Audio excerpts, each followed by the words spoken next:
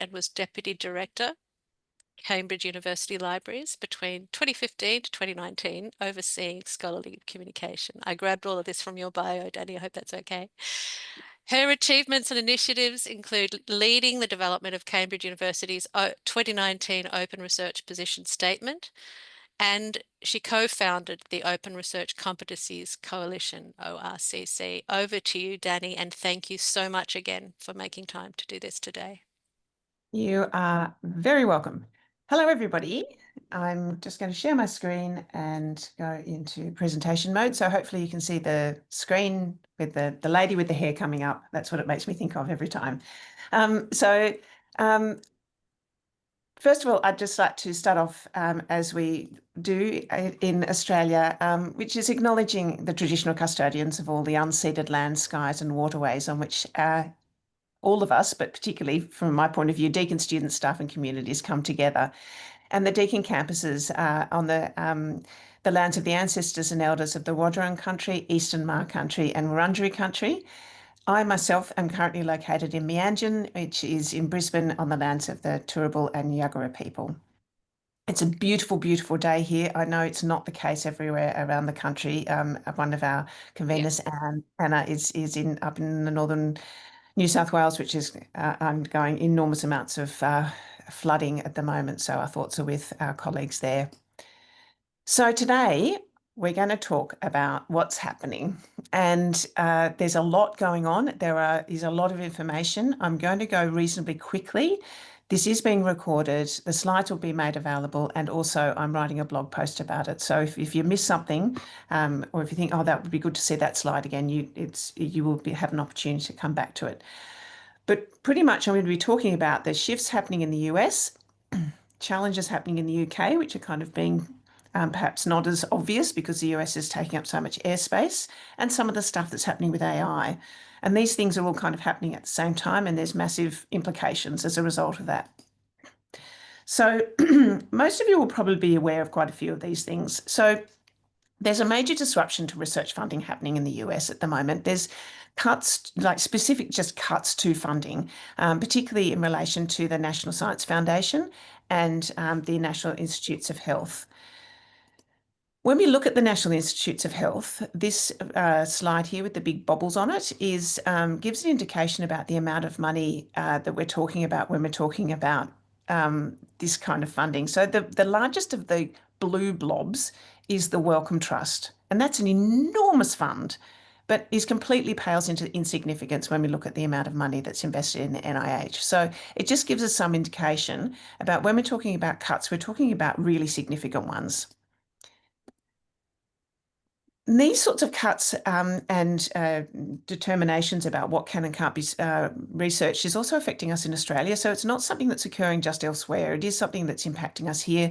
And we've got instances where some of our researchers are having to be asked to sign documentation to say that they're not working on these terribly awful DEI and other types of research, because we can't have that.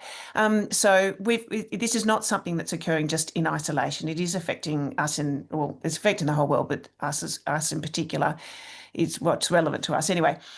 So we are pushing back. The Australian government's been urged to step up about this, and we've also got statements from areas like the Australian Academy of Science. So we're not just sitting down and taking it quietly. Meanwhile, in the UK, and this may have passed some people by. Towards the end of last year, there's been problems for quite a while, but it's really come to a peak at the end of last year. And what we've got is basically what's being described as a funding crisis in the university sector. That map on the right-hand side is it's a sort of a map of redundancies in the UK. It's pretty depressing reading. These are really significant. We're talking about hundreds and hundreds of people in institutions being fired. So, and it's not just that the funding for the institutions is getting less, it's also direct funding for research is also being cut. So this is Research England is one of the big funding bodies over there, and then talking about cutting out £100 million out of the research budget there. So there's issues on both sides of the equation. And so we've just got, I'm just collecting this as we go, many jobs that are being cancelled. This Dundee one's quite interesting because in March 13th, it was talking about a wrecking ball to the research and local economy. And then by April 29, these job cuts were halved. So it's quite dynamic. Greenwich and Cardiff. All right. And then we go back into what's happening in the US. So it's not just that they're cutting money, they're also got a sort of ideological agenda. The money agenda is ideological as well, noted, but there are issues about limitations on who people can co-author with or do research with. So things like the CDC staff can't do research with the World Health Organization. And there's also the NIH, for example, is being required to commit to follow these requirements about not researching into certain areas. There's also direct ideological interference happening with journals. So the medical journals, these medical journals have been received letters asking them how, which is so ironic, to protect the public from misinformation and clearly articulate when you have certain viewpoints and wanting to understand how competing viewpoints are put forward. I mean, this is clearly not understanding how science works at all, but also putting on a case over the top of it about, well, if somebody disagrees with the idea of vaccination, for example, you should be publishing something about anti-vax stuff. It's just ridiculous. Now, on the right-hand side, most of you, I'm sure, will have heard about this by now. On the right-hand side is a list of terms that material that had been at the time this came out, any publication that had been funded federally that had not actually yet been published, regardless of whether it had gone through review or not, so if it was pre-peer review or post-peer review, but not yet published, was being vetted for these terms. And if these terms were in the documentation in that publication, it's been cancelled, not to be published. Now, some of these terms, apart from the fact that some of them are really concerning, like women, are actual terms that you just use normally in any kind of sort of like if you think about the word barrier, what about the blood-brain barrier, which has nothing to do with DEI, but it's just a term used in science. So this is really problematic for all sorts of reasons. But the image on the left-hand side is there just to indicate the kind of scale of some of this material. So that list is one item in that big Venn diagram of all the different things that are going on. This is deliberate. This en masse, very fast pace, change, order, is deliberately designed to make people feel overwhelmed and helpless. So if you are feeling overwhelmed and helpless about all of this, it's by design. Okay, so just understand that this is manipulation and it is by design. Okay, so that's stuff that's happening with research, but there are also direct attacks happening on libraries in the US. So an indirect impact on funding for libraries in the US is the change to what can be claimed against an indirect cost. So normally when you get a research fund comes through, a certain amount is taken off the top, creamed off the top by the institution to pay for things that are provided by the institution. And it's usually things like the laboratory or the offices that people are working in, their equipment that they're using, the electricity, and the library. So library budgets come, not completely, but a large proportion of library budget comes from things like indirect costs off research funding. So when indirect costs can often be something between 30% to I've heard up to 70%. I've not been in an institution that takes that much off, but that's the kind of amount we're talking about to cover these sorts of costs. And this ruling is saying you can only put 15%, 15% of against your indirect costs, which is going to have a direct impact on the amount of money a library is going to receive for the institutions that are receiving those research grants. That's indirect costs. This is direct costs. So this was on the 14th of March, this was an order that came out of the White House that was talking about various things that needed to be cut, including the Institute of Museum and Library Services. So Institute of Museum and Library Services, one of the things that they do is that they distribute the federal funds for libraries. So they're not, if there's no administrative staff, all of the staff from that group are on administrative leave. They're not available. They can't distribute those funds. So this is a direct cut or a direct sort of loss of funds to libraries in the US. Meanwhile, in the UK, we've got this funding crisis. And so they've got situations like the National Health Service is had to cut £1.7 billion from their libraries budget. And so the libraries have been told to cut some of their national core content collection. So there's less being subscribed to. So this is all going to have and is having an effect on publishers. So in the UK, we've had 3 institutions, Surrey, Sheffield, and York, have all cancelled their Elsevier big deal. They just haven't signed it at the beginning of the year. The argument over there is that transformative agreements are just too expensive. And we are just about to go into negotiations for a whole bunch of our new transformative agreements. So it's probably worth thinking about. Something else that's happening is big deals are very much on the nose. This is just a kind of weird thing that's happening. On the left-hand side, this isn't weird, it's good, it's interesting. Lorraine University has made the decision not to, they've cancelled Springer and Wiley, and that's freed up some money. So they're spending 500,000 euros on supporting open infrastructure. They've redirected their funds that were pointing towards the big deals towards open infrastructure. I think this is a really interesting model and one that we should probably be looking at quite closely. And I've included on the other half of their page, and it relates to Springer again. This is kind of interesting. It's a publisher that is taking Springer Nature to court because it's saying that the read and publish deals that they're offering that include their journals is implying that their journals are not of high quality. It's a sort of strange thing to be happening, but thought I'd include it. So we've also got things like this journal on the left-hand side is Environmental Health Perspectives is an open access journal, and it's supported by NIH cuts, and because of these by NIH and because of the cuts to NIH, sorry, it is now no longer accepting journal submissions because it doesn't feel it can continue on. So we're having these cuts are starting to impact in other ways in terms of supporting open access publishing. On the right, there's a comment from the Lancet pointing out that medical journals are going to be affected by all of these cuts, like the National Institutes of Health, CDC, and academic medical centres. We've also, on the right-hand side there's a specific, at the US Agricultural Library is one of the government departments, and their funding for the library has been cut quite heavily. And so it's by about, it's almost a quarter of their funds has come out. So they've had to cancel subscriptions just from a funding point of view. So academic publishers are bracing for a slowdown.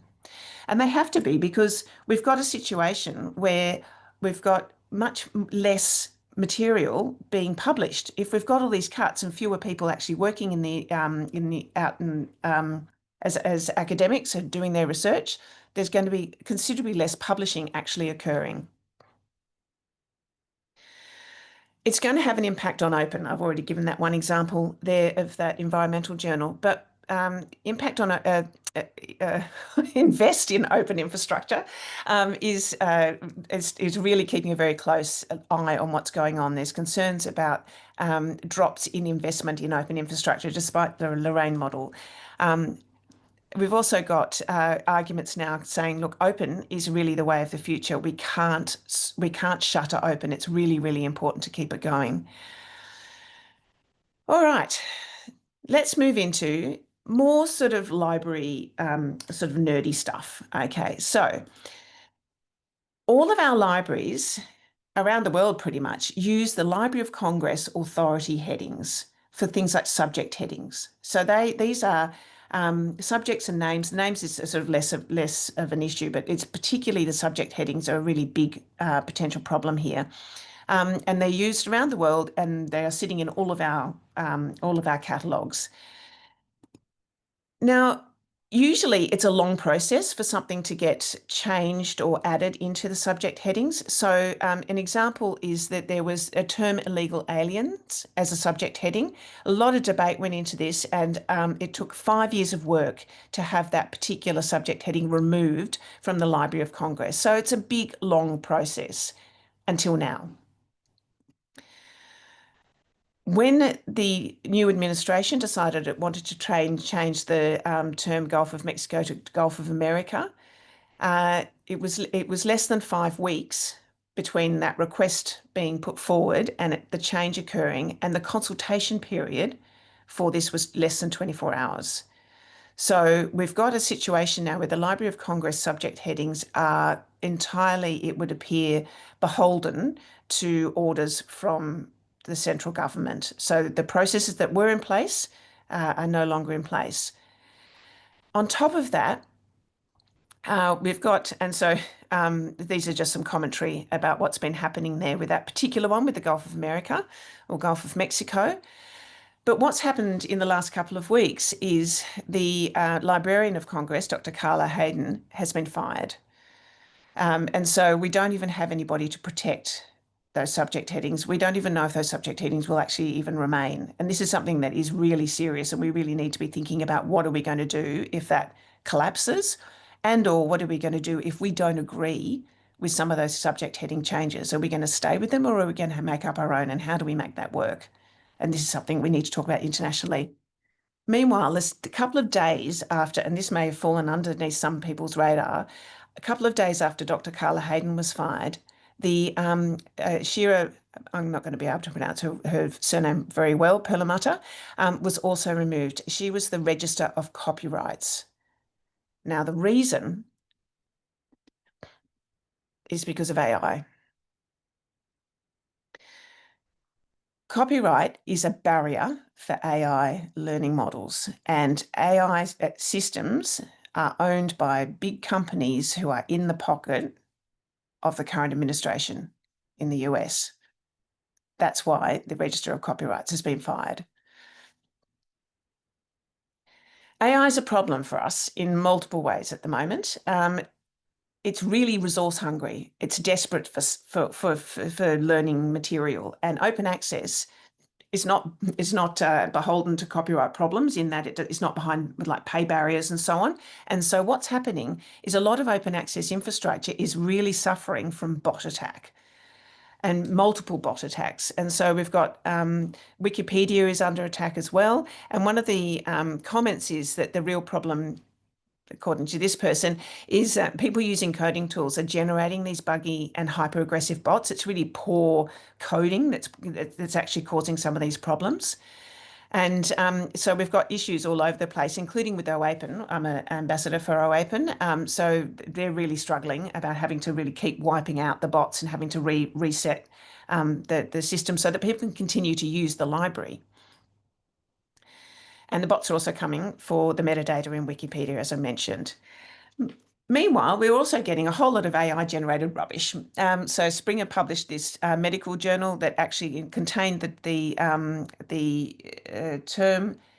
It's important to note as an AI language model, I can provide a general perspective, but you should consult with medical professionals for a personalised advice. So it was not only AI generated, it wasn't even properly edited. So it was probably AI edited for that matter. But anyway, it's been removed. We've got situations with AI. A lot of us will have been sort of had vendors talking to us about things like the ProQuest Research Assistant and the Scopus AI and so on.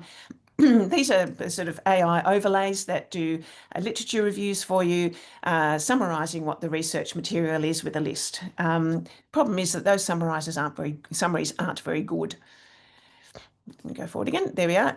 So here's I've just collected a few examples. They do tend to exaggerate findings, and what we have here on the right-hand side is a graph which is rather alarming. 2025 is low because we're not even yet halfway through the year, but what it's talking about is a significant increase in paper mill production.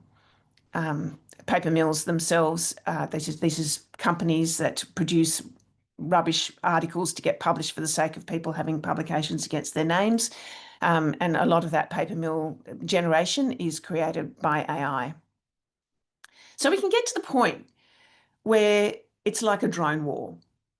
So this is a really interesting quote. The quote is, academics are now being too often contacted by a robot asking if they want to review a paper which itself has been written with extensive help from AI, which no one will read in any case. So this is where we're at. We love AI in library world. We are one of the highest users of it. And this is this comes from it comes from an article in the AI Index report, and it's really interesting to see how high our usage is. We're pretty much up there. I think that a lot of it's to do with the library community trying to understand how we're going to manage this and how we're going to help our community navigate AI. So I suspect that actually that usage is not usage to help us with our day-to-day work. It's usage to try and understand it. But it is interesting. And for those of you who are having, nervousness about, is this the end of the world? Am I going to be out of a job tomorrow? The answer is probably not. So this was a report that came out just a couple of days ago, or about a week ago, which was about, 29th of April, nearly a month ago. So it's old news in this space. It was saying that generative AI is not replacing jobs or hurting wages at all.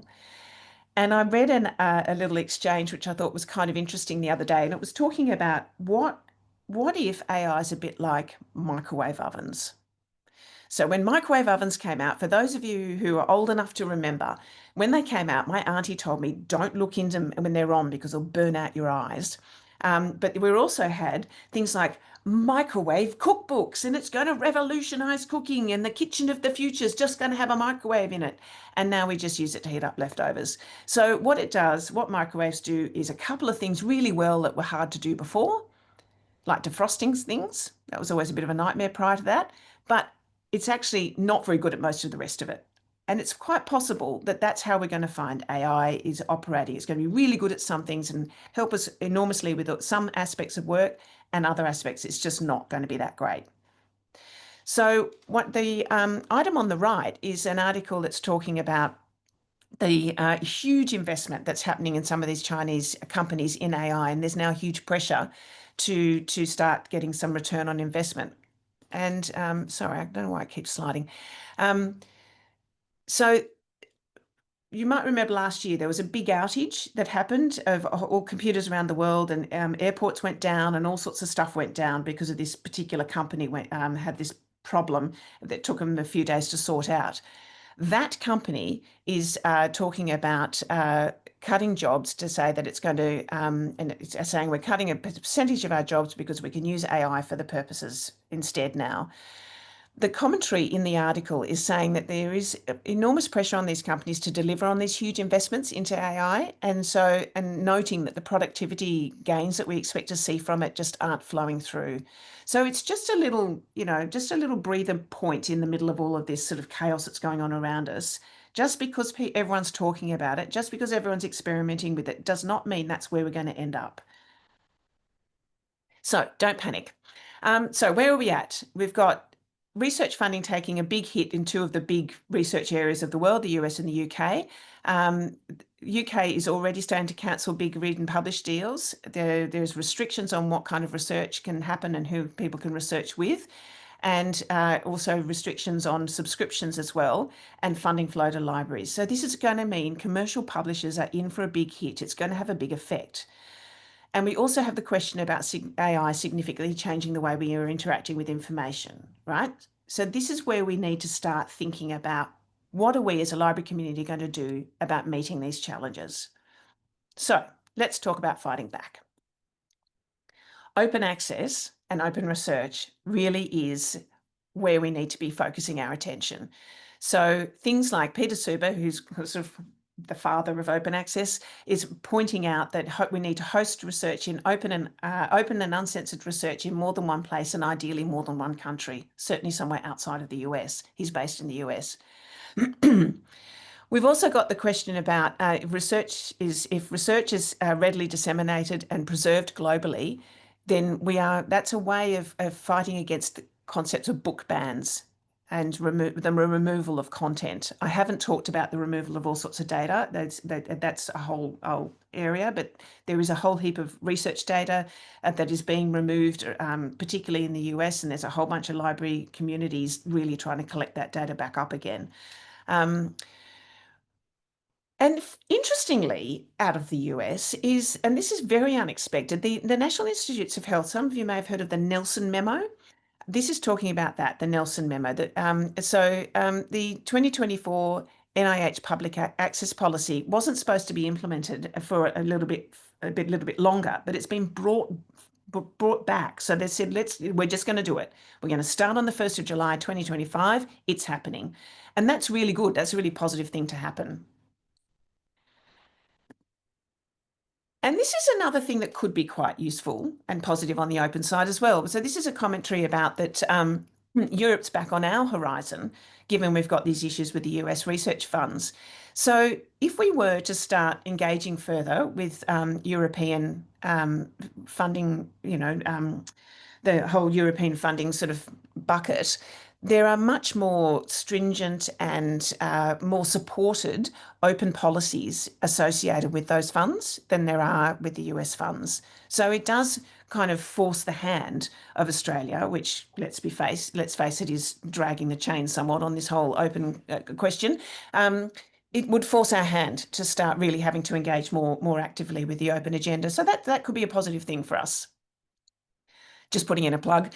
Deakin has just released our open research position statement. We're very pleased about it. We're also activating recommendations of our open access task force and research data management task force that's been happening for the last 2 years. They're underway. So it's quite exciting to have those conversations.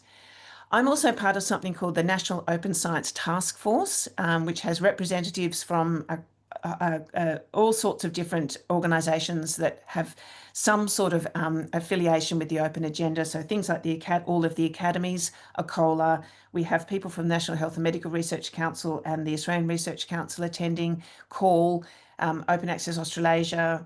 ALIA. There's a whole heap of people who are represented in that group. And what we're kind of doing at the moment, apart from trying to engage the new chief scientist in discussions, is we've put in some applications in relation to the National Research Infrastructure Roadmap and also for the Strategic Examination of Research and Development, in where we're saying we need to have some support for research infrastructure. This needs to be done federally. We need a centralised repository, and we also need to have support for diamond open access. So whether or not something will happen there, at least we've put in the notification. And we also had to rattle a cage a bit to try and get Australia to put in a response to the UNESCO recommendation on open science about what we're doing in the open space. It wasn't a very long response. All right, so what does that mean for us for academic libraries? Where are we up to? Earlier this year, there was a meeting in Berlin, and which happens more or less once a year-ish. And the idea is that what comes out of that is a statement that is used with publishers that is worldwide. So it's got 4 main points in it, and so all negotiators can use the same language and push for the same issues. So what we came up with this year, I attended with Angus from CALL and Hero, who is my director, and Jeanette Fife, who is another Deakin staff member. We talked about academy control, that we want the author to retain copyright of the work, that we want to allow academic use of computational research methods, because ironically, even though publishers are selling material off a gay abandon to AI companies for them to use and monetize as they wish, we are not allowed to use AI to do any analysis of the material we pay subscriptions for, which is just totally outrageous. We want transparency. So we want transparency in relation to the costs that they charge and publication data, etc. And we also want a fair investment realignment. So contrary to the question that there is enough money in the system, recognising there is too much money in the system if we've got commercial publishers making profit margins of 40%. We've also got to think about this question about discovery and search. So the article on the left is making the commentary about in the UK, when we've got, as mentioned before, multiple institutions that don't have now access to, say, the Elsevier big deal, they've got cuts, and that means that the searching issue is going to be more complex because people are going to have to find things in other ways. On the right-hand side, we've got the claim, I haven't verified it or not, but Springer Nature is now claiming it's reached 50% open access. If 50% of their material is openly accessible, are we going to be putting that open access material into our catalogue? How are we managing the search for our community to try and capture not just material in our catalogue, but all the open access material that's out there as well? If we are moving away from some of these publications, or some of these subscriptions, how are we going to actually ensure that we are pointing our community where they need to go? Or are they just using AI? What are we going to do then? How are we going to explain to them that half of what they've just picked up is a hallucination and doesn't exist at all? All right, so if you think about that quote about people being approached for peer review to review articles written by AI, etc., we then start to think about what even is knowledge. So this, on the left-hand side, the days of reading and reading and reading and reading through irrelevant research papers are over, and then instantly surface the highlights that matter. So this is the Science Direct AI overlay. Well, why would you read? If you're a student and you can get what looks like a reasonable literature review that comes out, that's got a summary and summarizes it, and it's got all the citations there in whichever style you've asked it to do it in, why would you bother reading? And then on the right-hand side, we've got this really quite challenging, I find, article, which is saying, oh, look, AI can do all this analysis. It can grab all these different data sets, and we can do all this amazing analysis, and then it can come to conclusions and blah, blah, blah, blah, blah, but it's still the bots talking to each other. So how is this knowledge? So this is a really fundamental thing that we need to be starting to think about in the library space, about the question about search and discovery and our role in trying to navigate this and trying to keep people focused on the concept of what even an actual source is. A bit worried about this bit. But let's talk about turning threats into opportunities. So this is an article from Scholarly Kitchen that's arguing that now more than ever, we need our publishers, institute funders and libraries, as well as researchers themselves, to stand together in a united front to protect the independence and openness of scholarly communication. We need to join forces, and we can send a much stronger message that attacks on research are attacks on the infrastructure of progress itself. I think this is a really powerful statement. And again, another one from Katina Magazines. Above all, this is a moment in which libraries must lead with intention. Libraries have always been engines of access, preservation and knowledge exchange across borders, language and formats. And they state, waiting for clarity is not a strategy. So we are in messy times. They're going to be messy for a long time. So we can't just wait to see what happens. We really need to be acting now. So it's time to rethink. So, sort of to try and summarise all of that, which was a lot, we need to reconsider what discovery means in an open and AI world. Why are we even paying for read if nobody's reading? We need to note that things are really highly volatile for publishers. So locking ourselves into multi-year deals now when we don't know what's going to happen in the next 6 months is not a good strategy. We should be focusing on open access. We need to really think about really further supporting our open educational resource activity, which is already quite strong. Let's make it stronger. Let's look at Diamond OA. Let's talk about rights retention. And we really need to reconsider directing our acquisition funds into open infrastructure to keep that going. So I have 40 slides I did not use, but I'm going to stop sharing now because I think it's time to open the conversation. Thank you so much, Danny.